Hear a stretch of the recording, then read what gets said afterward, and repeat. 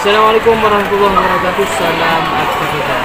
Angkatan 57 akan menyelesaikan organisasi P3 tahun 2023 yang diadakan di Hansen 2 Cengkok, Kabupaten Aceh. Semoga sukses dan terima kasih semua rekan yang telah mensukseskan acara yang demikian. Ya, salam aktivitas dari hamba Allah.